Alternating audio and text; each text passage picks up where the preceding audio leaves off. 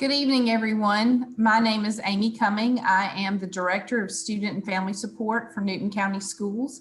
And tonight we are very fortunate to have Mr. Randy McGinley and Miss Lindsay Jones with us to share with us some very important information for your students, for your children. As you know, your children spend a lot of time online, that they haven't done that in the past. And so we want to help you protect your children. You see in the news all the time about predators, about things that can happen, and without you really knowing, and definitely sometimes the children don't know what's going on until it's almost too late. So I'm going to hand this over now to Mr. Randy McGinley and Miss Lindsay Jones. Before I do that, though, if you'll notice in the description on YouTube, there's a Google link. If you will just click that and give us your name. If you have a student in Newton County Schools, give us your student's name and their school. They'll get credit at their school for you watching. But with your name there, we're going to do a drawing at the end for a $25 Visa gift card that someone was nice enough to donate to us. So just make sure that you use that description on the YouTube description. There's a Google link. Just click it and put your name in there for us. Just first and last name is all we need. And if you have any questions at the bottom of that Google form, you can go in and you can type a question for Randy or for them to answer at the end, for Randy or Lindsay to answer at the end. So that at the very bottom of that Google link, there's a place for you to type questions. And I will come back at the end and we'll ask those questions of Randy and Lindsay. So without any further ado, I'm going to turn it over and you guys can get started. And thank you everyone for being here. And thank you, Amy, for having us. And thank you to the Newton County school system. This is, I think, a very important topic. And as Amy said, my name is Randy McGinley. I'm currently the acting district attorney at the DA's office in what's called the Alcovey Circuit, which covers Newton County as well as Walton County. And some of just short background when it comes to these sort of matters is through my years as a prosecutor, I've handled a lot of cases involving children victims and teenage victims. And so I have a lot of experience dealing with victims of crimes when it comes to sexual or physical abuse, things like that, as well as internet crimes. I've handled a large number of those. And I think this year with how all the schooling has gone to virtual, and even once people get back in school, there's a good chance it may go back to virtual, at least for some period of time. If anyone in the class is sick, this is a very important topic. I also work very, very closely with Miss Lindsay Jones. I'll let her introduce herself. Hi, everyone. I'm Lindsay Jones. I'm the program director and a forensic interview specialist at a Child's Voice Child Advocacy Center. We serve kids when there's been an allegation of sexual abuse or severe physical abuse, or if they've been a witness to a crime as part of investigations with law enforcement and DFACs. We provide forensic interviews, forensic medical exams, as well as family advocacy and support. And we also do a lot of education and prevention in our community. We have seen, since the pandemic started, an increase of internet crimes with the children that we see, because kids are a lot more isolated because they're not in school or in their activities. They're making and forming relationships online, and sometimes those are sexual predators and offenders. And we've seen offenders that have been coming from different states to try to meet teenagers and kids. So we want to make sure that all of the parents in our community have the information so that they can be proactive and helping prevent these types of incidents too. And this is, one of the things I wanted to start off with that was, and you see this website at the bottom is actually a very helpful website, and we'll kind of reference that again at the end of the presentation, where we give you guys some resources and things that you can learn, further details, and also content information in case something does happen. But I think this quote is a very accurate assessment of things, that people don't need to ever believe that their children are immune to this. Online predators target anybody and everybody from any socioeconomic background. And also right now, as we've talked about, there's a lot of stress going on out there with how things are in the world. And I think predators, either online or in person, often use that to their advantage. And they try to sympathize with that stress and use that as a way to get more access than they usually would be able to get. And so I want to start with playing sort of a video that gives you an example of some of the things that happen online This is actually from a national organization that educates people about this topic. Once I find my mouse pointer here. Hey Zach, it's me. I can't stop thinking about you. I know you've been waiting for this for a while. I wanted to give you something special.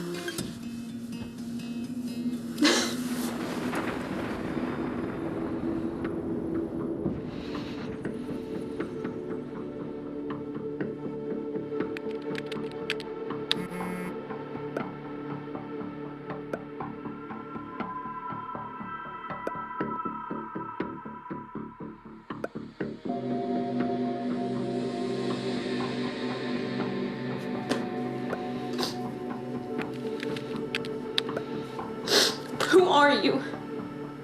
Why are you doing this?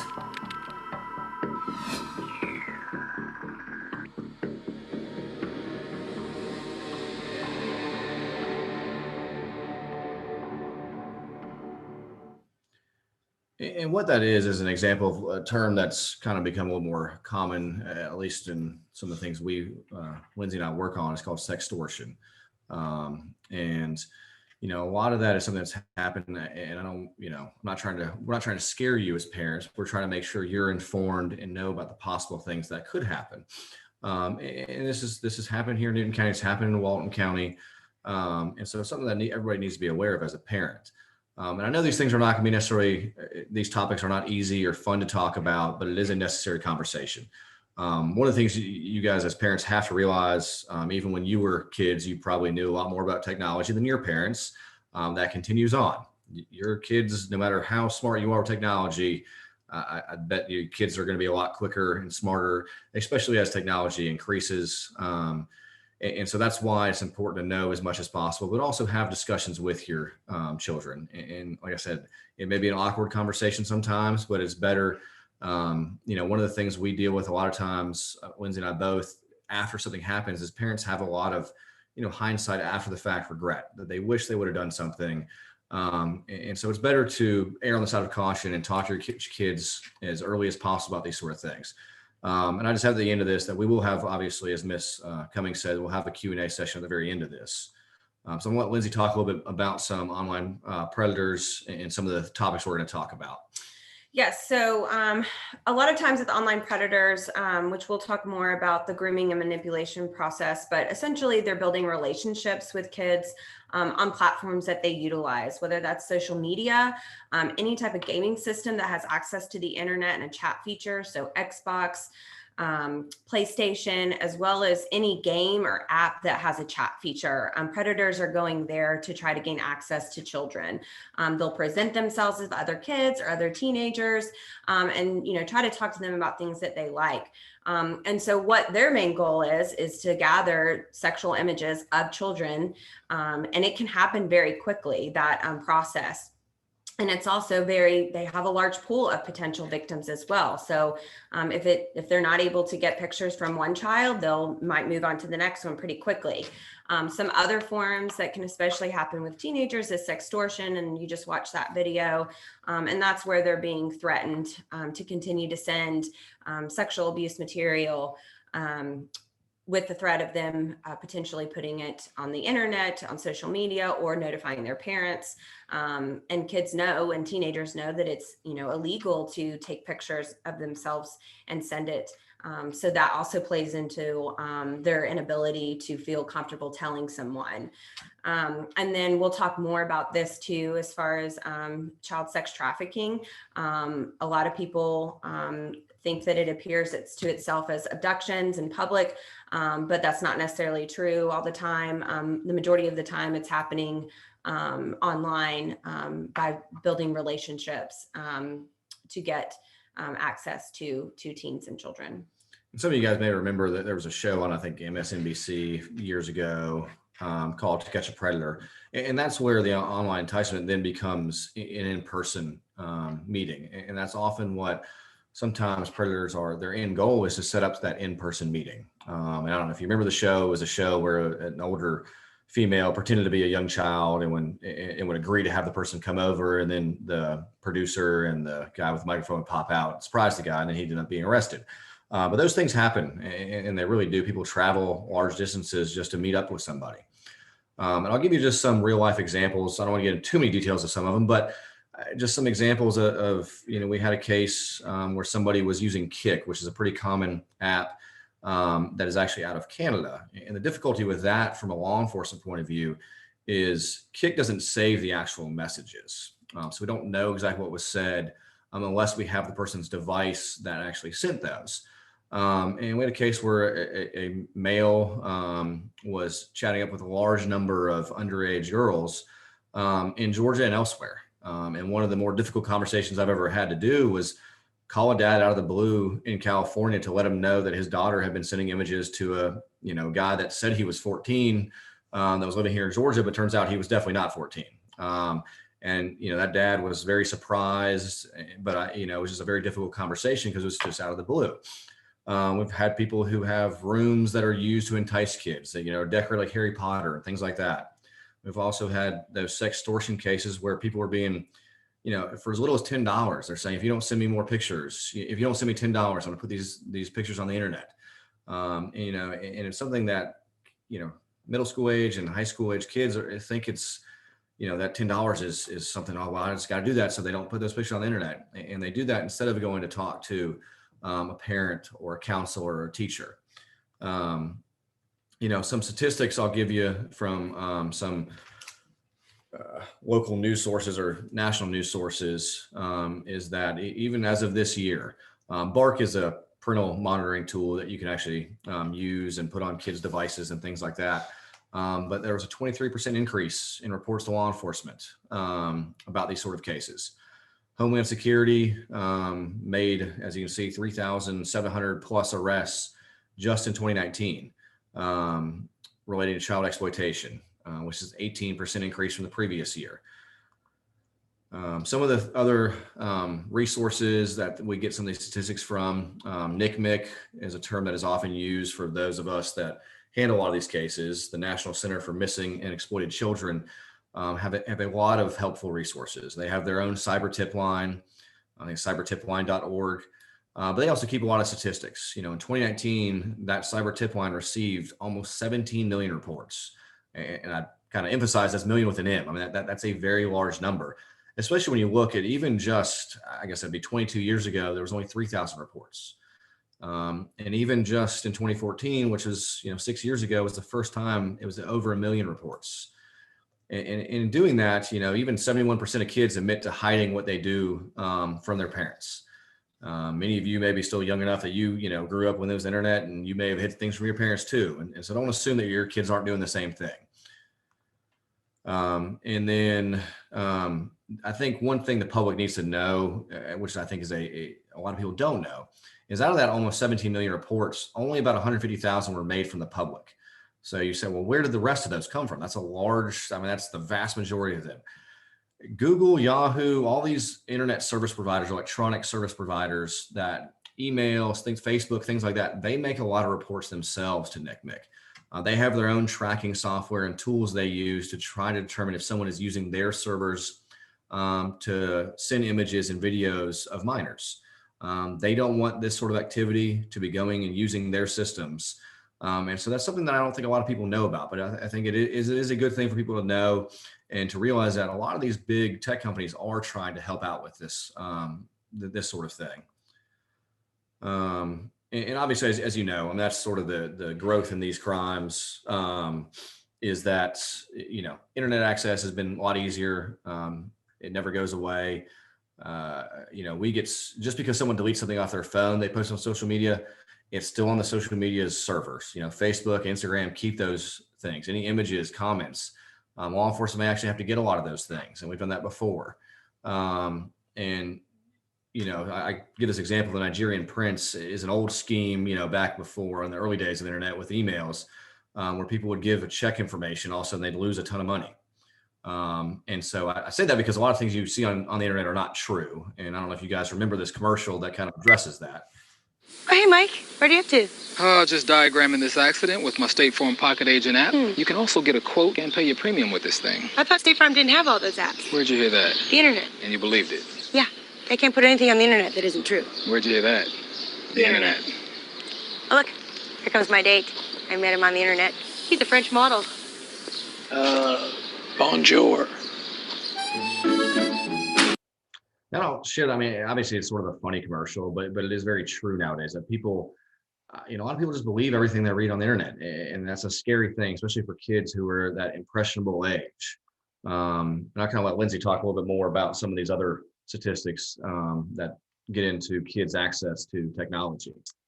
Yeah, so like I mentioned earlier, especially with the pandemic of COVID-19, there's been a huge increase in how much time children and teenagers are spending online, especially because, parents are still trying to work from home. And that's their way of communicating with all their friends at this point as well. So 95% of teens have access to a smartphone. 45% say they're online almost constantly. In 2015, the average teen sent and received 67 messages per day.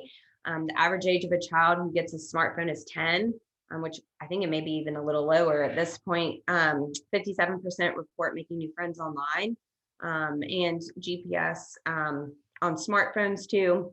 And there's a lot of information on missingkids.org.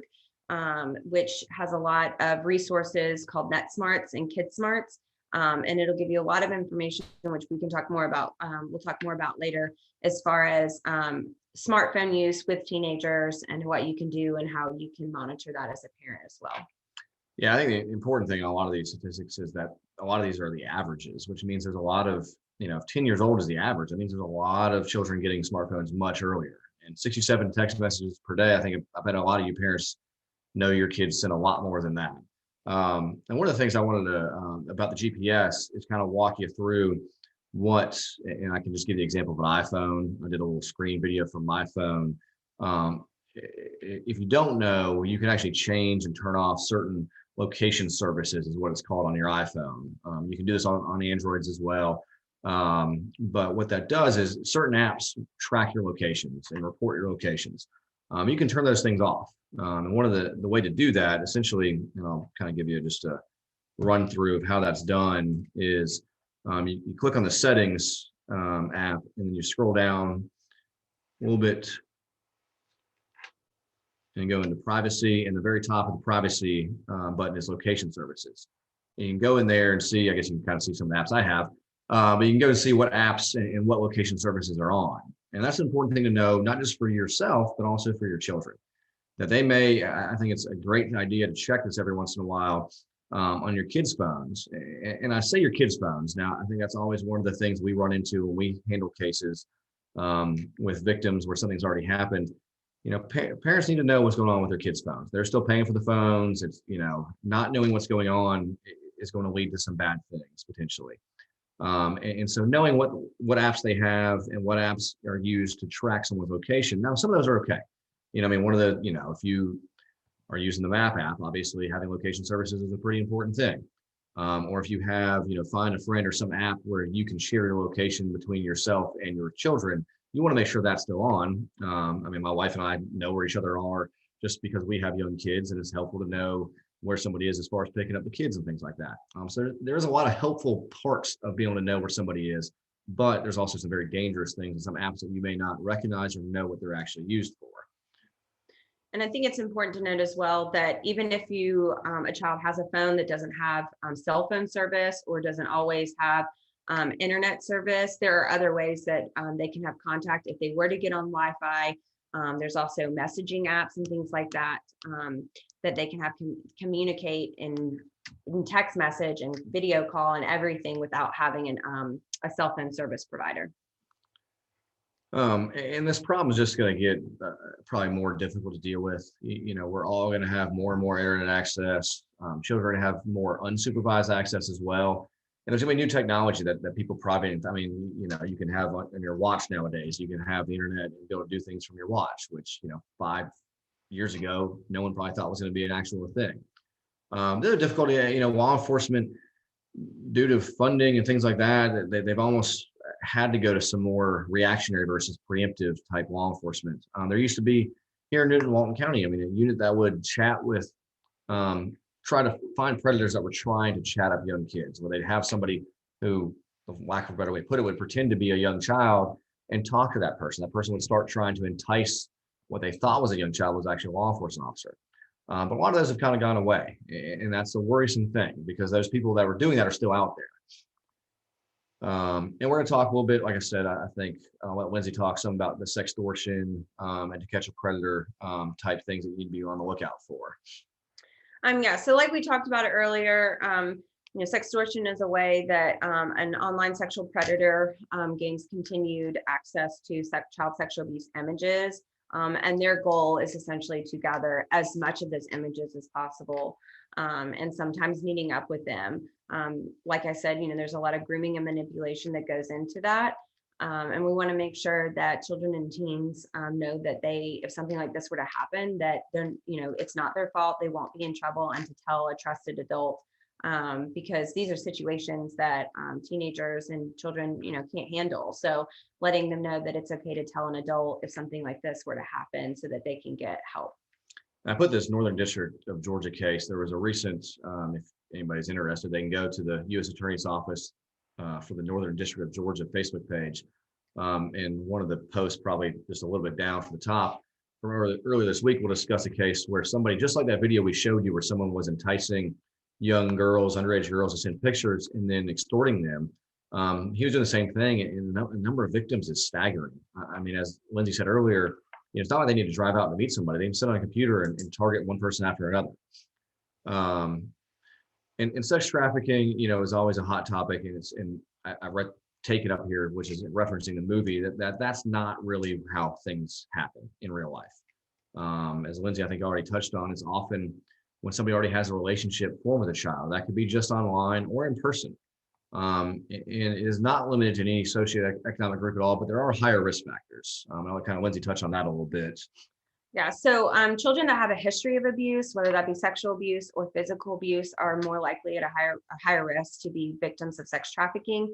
Oftentimes they come from home environments that aren't great, so then they're running away.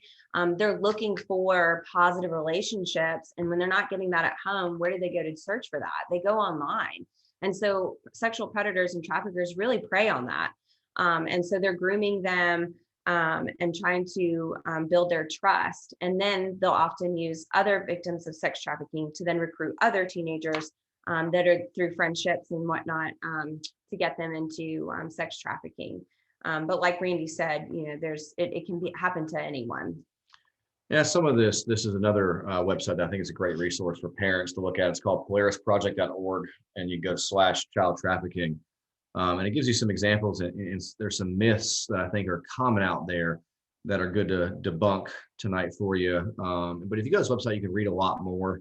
I'm not going to go through all of those with you, but I mean, a couple of them that come up there, again, it's from this website that you see below at the bottom of the screen, is they usually kidnap their victim or otherwise take them by force. And does that happen? Yes, it does happen, but that's not the most common way. It's usually by building trust with the victims and manipulating them into sexual exploitation. Another common myth is that it's sort of that stranger danger idea that you should always be on the lookout just for strangers who are hunting kids. But unfortunately, it's often people who are very close to them already. That can even include family members. And I know that's a scary thing to think about, but it's true and it happens. Another thing that I think parents need to understand is, kids, especially the older ones in high school that are already working and may have to start building credit and things like that when they put out information on the internet, it can lead to some very serious financial ramifications. I personally have had my identity stolen numerous times. I've had my credit card company call me. Literally, they've called and said, "Hey, was that just checking to see if it was you that just spent, over $1,000 at Rite Aid in Alabama?" I'm sitting there in Covington, Georgia. Of course, that wasn't me. And what they're doing, if you don't know this, is people that steal people's identity, they go to stores and buy gift cards. They go to Rite Aid and buy $1,000 worth of gift cards. If a transaction goes through, then you can't really track the gift cards after that. And so there's people literally on the dark web that are selling people's identity and identifying information. So your kids need to also know that putting information like their birthday, social security number, things like that can have some very serious ramifications later in life. I'll let Lindsay kind of touch on this subject as well. Yeah, so suicide is something that has had, they've seen a big increase in since teenagers have had more access to social media, and something that we've had a lot of concern for through the pandemic because children are isolated in those those relationships and positive relationships that they have a lot of times through school or with friends, they're not really having. And, personally, a lot of the kids that I've talked to since the pandemic have expressed feeling isolated and things like that. So this is also something that's talked about a lot online. It's in movies, it's in shows now. So it's really something that it's important for parents to talk about and monitor with their kids and teens, especially because people are encouraging other people to harm themselves and complete suicide. And that constant pressure to do so can have some really detrimental effects. So that's something that we want to make sure that parents are looking out for. And to give you a sort of real life example, some of you may be aware of or remember a case from a few years ago in Massachusetts where a young boy committed suicide, and a young girl was actually arrested for encouraging him to, and actually went to prison for that. I mean, she was online encouraging him to do so. And so there is a lot of legal ramifications for a lot of the things we're talking about. One of the things, before we get to the next slide, that, when we talk about sexting and things like that, I mean, they're going to have some legal ramifications. Anybody under 18, if you're sending a picture of 16 or 17-year-old, you are likely committing a felony if it's a nude picture or some sort of lewd picture. And so just keep that in mind. That's a discussion you have to have with your kids, that there could be legal ramifications for a lot of the things they do on the internet. But some of the things that family can do to help this problem: try to stay up to date as best as you can on technology. I know it's kind of hard.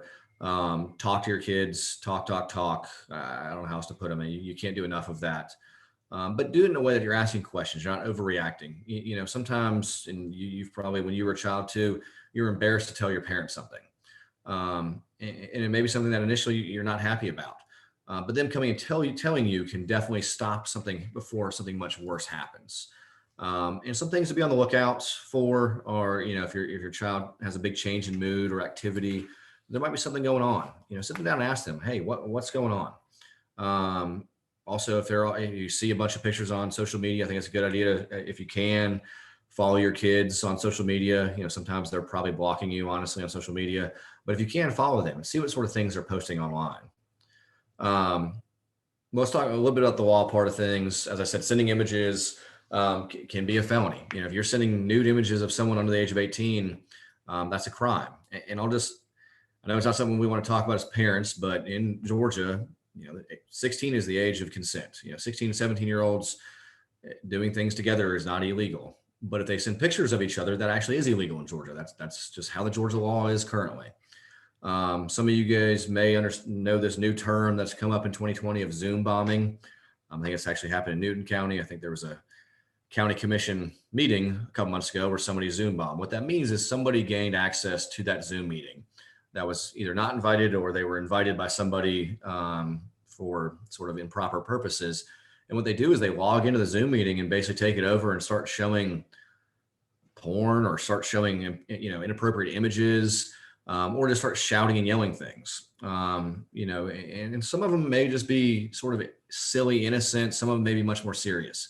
But a lot of that stuff may be something, especially with your kids doing virtual schooling, that if your kids are involved in actually doing the Zoom bombing, it could be a problem legally for them as well. And I'm not trying to scare people. I just want people to understand what the possible ramifications are for certain activities. You have a group of, say 7th or 8th graders on Zoom, that could be considered a public place. If you're showing images that are not appropriate, that could be a crime.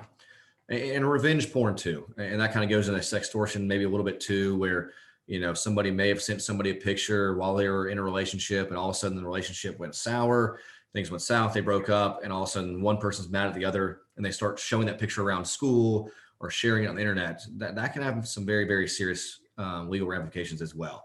And our office, the DA's office, we take people's age into account and be as reasonable as possible. But, a lot of these things have some very serious ramifications for the victims too. If somebody thinks it's a joke and puts a picture online, the problem with that is that's there online. It's not going away. It can be shared all over the world. And that the person who put it on there could be in some serious trouble. And so, Lindsay talked a little bit more about some other things that you should be on the lookout as family members. Yeah, so as Randy touched on a little bit before, you want to monitor as to how much access they're having online, if they're being obsessed with being online, they're getting calls or contacts from people you don't really know, gifts or packages in the mail, changes the screen quickly or turns it off when your parent's coming around, changes in their mood, if there's a lot of withdrawal, they're not interested in things that they used to be interested in, if they're posting things that are sexualized in nature as well, posting a lot, also having a lot of followers or a lot of people that they don't know too. That means, that could be more access to them as well. And it's important as you're talking with your kids and teens about this, just asking them if someone's ever tried to talk to them online about sexual things. What would they do if someone did that to them? Do they know how to block people? Is there someone that they trust or don't trust? And just assuring, making them understand that not everyone is who they say that they are, even if they present themselves as another kid or teen, that may not really be accurate. Yeah, I mean, I don't think you can say it enough to your kids that they can't trust everything that's on the internet. I mean, that's a very important point to get across, that people can fake who they are, can have pictures of of some other person on Facebook and pretend very well that they're somebody else. So this is a little bit more information, which we've kind of talked about as far as grooming and manipulation goes. And this is a way in which a sexual offender predator gains continued access to a child. And this is something that happens in person with child sexual abuse as well as through internet crimes. It is a process. They're gaining the child's trust. If it's in person, they also may be gaining the trust of the parents and those around the child. They're saying things, a lot of flattery, complimenting. No one else can understand you like I do. If there's, relationship problems between children and teens and their parents, they're really preying on that and making the child feel like they're the only ones that they can talk to, relating to those emotions and insecurities, affirming those feelings and choices. And again, like we've talked about, the goal is to obtain pictures or meet in person. They're talking about inappropriate things, talking about sex, to kind of make that more of a normalized conversation for the child, to where it makes the child feel like it's okay for them to be sharing those images. And it makes it even more difficult for children then to disclose, because they feel like they were a party to it, or they were the ones that initiated it. And then there's a lot of guilt and shame associated with that. So it's really important that we also let kids know that if something like this were to happen, that it's not their fault. It isn't. Ultimately, it's the offender's fault. And that we do believe them, and thank you for telling someone. Right. And legally speaking, I brought up some of the things of sending images, and I don't want someone to be concerned if they're the ones being manipulated, being exploited, being sextorted, things like that. I mean, they're the victim of the case. They're not going to be in some legal trouble. They're going to be treated as if they're a victim in the case, because they are. As Lindsay said, it's the offender who's the one doing wrong, and that person needs to be held accountable for what they did. And everyone talks about having the talk, and I don't just mean sort of the, I guess, quote unquote, birds and the bees talk. I mean, talk about online activity. And it's not just a single talk, it's an ongoing conversation for years and years and years with your children. And, it being an uncomfortable conversation is better than second guessing yourself after something happens. It's just better to have that conversation on the front end as much as possible. And I think if you're prepared as a parent to provide your child with a device that has access to the internet, it's really important that you're prepared to have these conversations, to talk to them about sex, because all it takes is a quick Google search or something else for them to get information that's not going to be accurate. So you want to be the ones to provide them with the most factual information, even when it is uncomfortable and hard to talk about. So again, making sure if they've got access to the internet, in any way, shape, or form, that you're going ahead and talking with them about things that can happen and what to do in those situations when they arise. And these are just some other things that you can do to help. I mean, as I kind of touched on a lot of these before, know the technology, know that, and is there some sort of parental controls you should use? But a lot of it's trust communication, and don't share personal info yourself. But it may be a good idea to have some rules of the internet with your children that, like, hey, look, you can use it to do this, but you don't need to be doing this, and enforce those rules. I want to kind of talk to you guys about some of the kind of run through some apps that are pretty common for kids to be using. And I say kids, that could be, any age all the way up. I mean, even adults are using a lot of these apps too.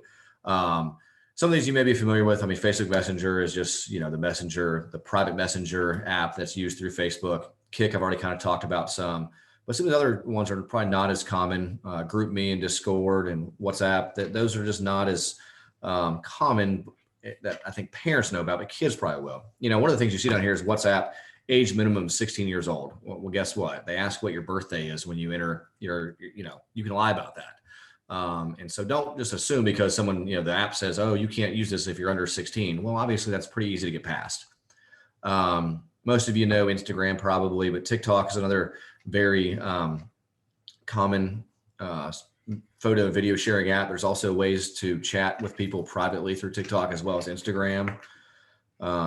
Twitter and Tumblr are what's called blogging apps where you can post a lot of different things. Tumblr has a lot of things that you just as a parent, I think would be a little worrisome about seeing. I mean, there's images and descriptions and videos of sex and violence and drug use and things like that on that app and website. Live video chat, you guys all probably know FaceTime or things like that you can use to talk with somebody, and that's been a very helpful thing. A lot of these apps are very helpful during this pandemic. I have 2 young kids, I have a 4-year-old and a 1-year-old girl, and during this pandemic, it was great that we could use FaceTime to see the grandparents, and that's a great thing. But it's a great thing because we were also involved as the parents with it. These other apps that you can see on the screen are used for video chats that you can look and see if your kids are using these. Secret messaging apps, Whisper and Snapchat, these are things that once the message is sent, it's pretty much gone. As far as from law enforcement's point of view, we can't get these conversations after the fact to see what was actually said, which is a pretty worrisome thing. Whisper, there's even a meetup section where people can exchange personal information. So be aware of all these and these couple other ones. These are sort of chatting, meeting, dating apps that again kind of work towards the whole idea that a lot of these are used for is for somebody to use to meet up with somebody. And all these, if I kind of went through these too fast, this video obviously will be up on the school's YouTube page for a while. You'll be able to come back and look at it, and then I'll check with the school, make sure they may be able to send this presentation out to all parents as well, so you can go back and look at all these apps later and see if these are things that you need to know about. One thing I think one of the best things you can do as a parent is set a good example. If your kids see you on social media sharing all sorts of personal information, what do you think they're going to do? If they see you on social media sharing, some pretty risque pictures, they may think that's the way to do things. So setting a good example is really one of the most important things to do as a parent. Lindsay, kind of talk about some of the resources for you. A lot of these websites have a lot of information about what to look out for, how to talk to your kids more and teens about online safety. The first is our website. We've got a lot of resources and anything related to child abuse, as well as specific to the pandemic. InternetSafety101.org, Missing Kids, which is NCMEC, that has the Net Smarts and Kid Smarts, a lot of really great videos, even for young kids, because we know that they're online as well, a lot of really age appropriate videos for them to watch, as well as FBI. And commonsensemedia.org is a really good one for parents to go online, because there's so many apps and so much information that we don't always know about. You can go online, including video games, shows, anything, and see how they're rated, how appropriate they are, and get more information about their use.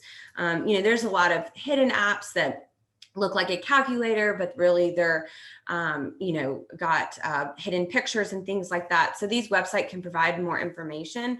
Another thing that I did want to add is that when there's been an incident that something has happened inappropriately with a teen or child, and that they've done using their device, it's important that we not completely take it away, because sometimes that can be detrimental, especially during this time, just because that's their only way of communicating with their friends. And so trying to figure out other ways of making children and teens understand the consequences of what may have happened without totally isolating them. That's just something that we've been seeing too that can be harmful. But these are, like we said, there's a lot of really great websites that you can access and to help you.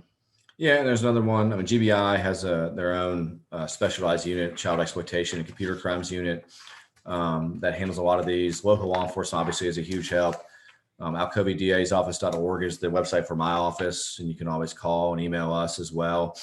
And, we understand, I mean, Lindsay and I are both parents. We understand that parenting is a very, very hard thing.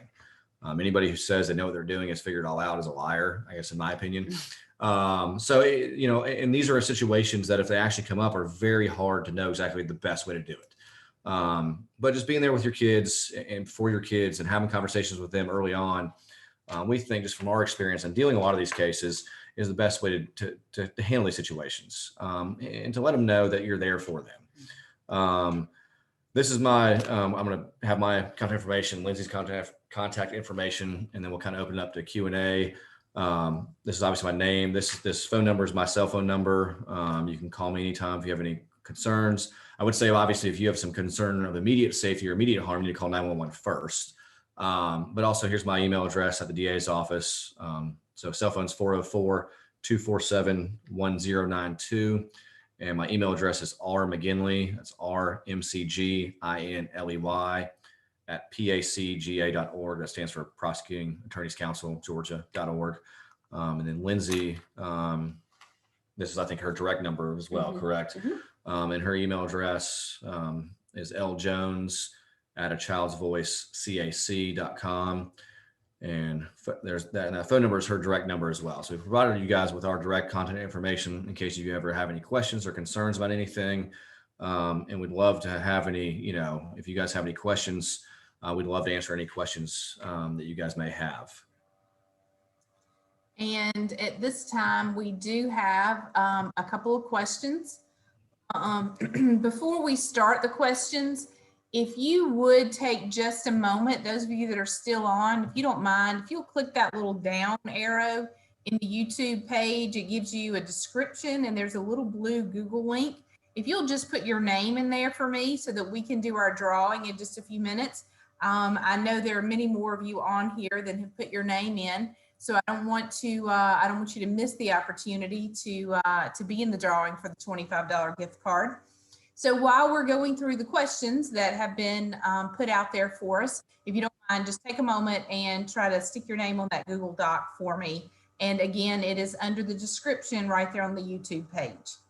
Okay, first of all, Randy and Lindsay, thank you so much for taking the time and putting this together for our parents. This is very important information that we as parents either don't know or we choose to kind of bury our head in the sand and think that that doesn't apply to our children.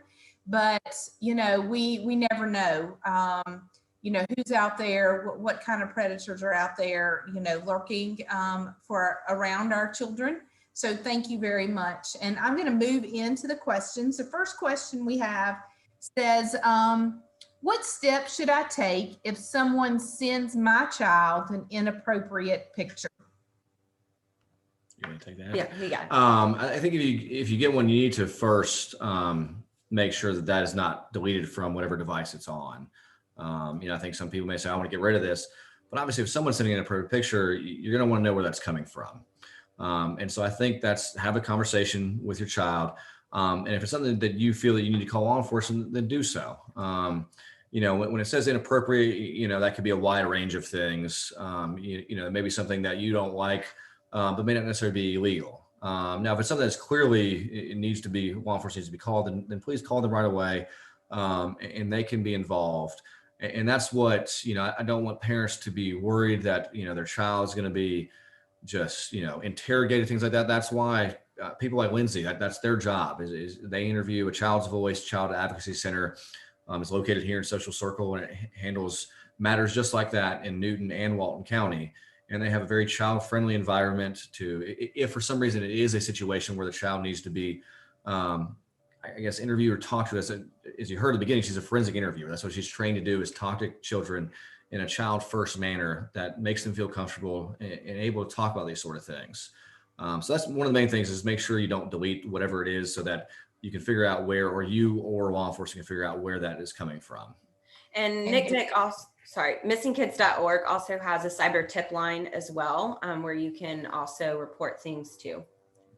And it's always important to remind children, especially middle schoolers, high schoolers, if you do get these photos, forwarding them out, sending them to other people, then that does make you, could cause you a lot of trouble. You could be in trouble. So when those pictures come to you, they definitely need to tell an adult and not send them anywhere else. Yeah, great point. Okay, ready for another question? Yes, ma'am. Is there an age when we as parents should begin to be more concerned with our children's activities online? Yeah, so like I said earlier, I mean, as soon as you're giving your child access to the internet, whether it be strictly through games that have a chat feature or any type of, we've had children that have talked about meeting people online on a drawing app, something like that. It's important that you go ahead and have these conversations. You know, we've got children as young as 7 or 8 that have cell phones and are hearing information about sending nude pictures and things like that. And they're engaging in these conversations with adults and they're curious. And so, and these predators prey on that. So, you know, the sooner the better, we say, to talk to your kids about these issues.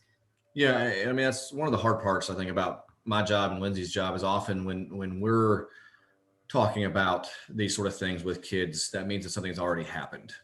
That's what talking to them as early as possible from a parent's point of view is such an important. That's why we wanted to do this presentation too. Is we hope we can in some way prevent these sort of things.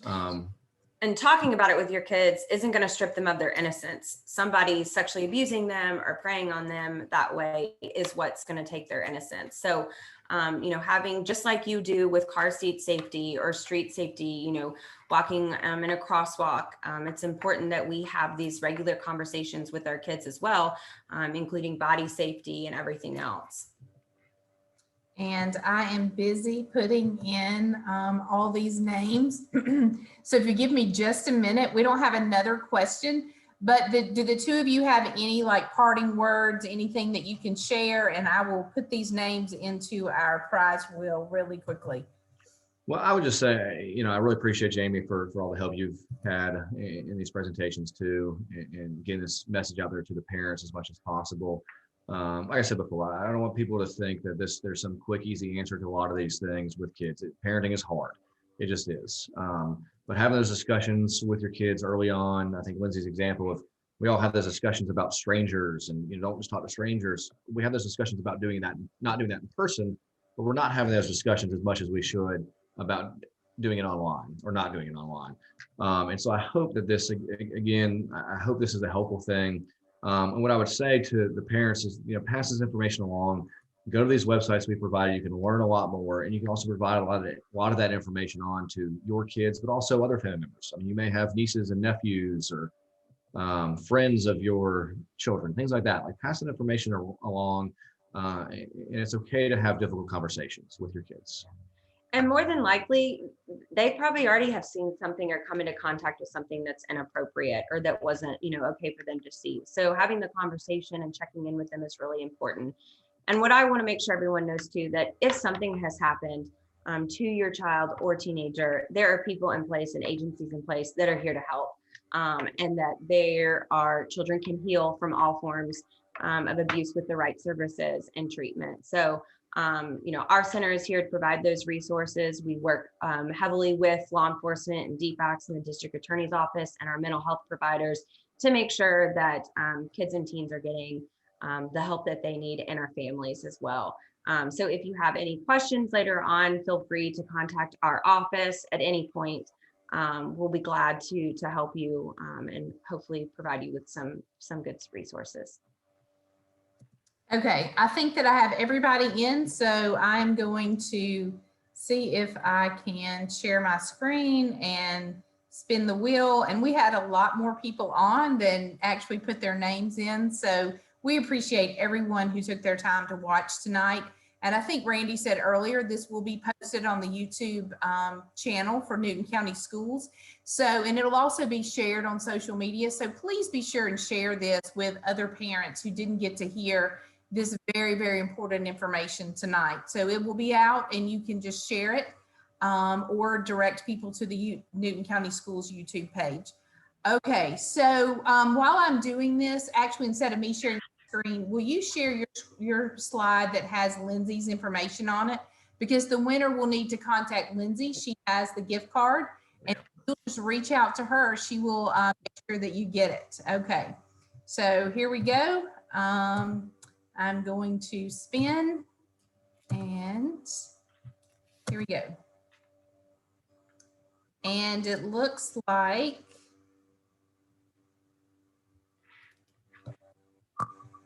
Melissa Hawkins is our winner. So Melissa Hawkins, hopefully you're still on here and you can see this information. I do have your children's information. So Lindsay, if you don't hear from Melissa, then we can reach out through the school. Great. Congratulations, Melissa. I appreciate you all so much. Thank you for reaching out to us and putting this together. And for the parents that are watching, your students are actually going to get to see a presentation from Randy and Lindsay tomorrow. There is a presentation for our younger students, and then there's a presentation for our older students.